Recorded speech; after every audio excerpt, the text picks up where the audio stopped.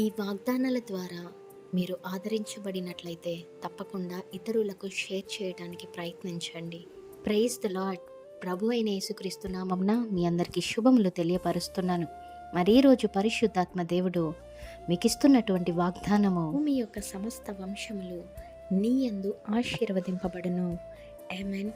మరి ఈ యొక్క వాగ్దానము మన పితరుల తండ్రి అయినటువంటి అబ్రహాము గారికి ఇచ్చి ఉన్నారు. మరి అబ్రహాం గారు దేవునికి లోబడటం జరిగింది.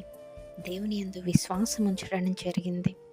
ఆయన ఒక అన్యుడు అయినప్పటికీ కూడా దేవుని యందు విశ్వాసముతో, నమ్మకముతో దేవునికి ఇష్టమైన జీవితం జీవించి ఉన్నాడు. కనుకనే ఈరోజు ఆయన ఆశీర్వదింపబడటం కాదు, కానీ ఆయన ద్వారా భూమి మీద ఉన్నటువంటి ప్రతి వంశములు అంటే మనము ఆశీర్వదింపబడ్డాము, దీవింపబడ్డాము.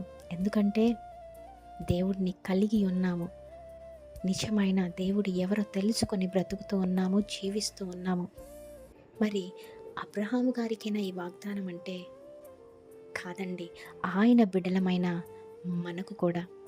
మరి ఏ విధముగా ఈ యొక్క వాగ్దానము మన జీవితంలో నెరవేర్చబడుతుందంటే, ఎప్పుడైతే నీవు కూడా దేవుని యందు లోబడి ఉంటావో, మరి దేవుని యందు విశ్వాసము కలిగి జీవిస్తూ, మరి పరిశుద్ధముగా, నిందారహితులుగా ఒక మంచి సాక్షార్థమైన జీవితం కలిగి జీవిస్తావో, నిన్ను బట్టి నీ బంధుమిత్రులు, నీ రక్త సంబంధికులు, నీ ఇరుగు పొరుగు వారిని చూసి వారు కూడా నిజమైన మారు మనసు రక్షణ పొందుకోగలుగుతారు.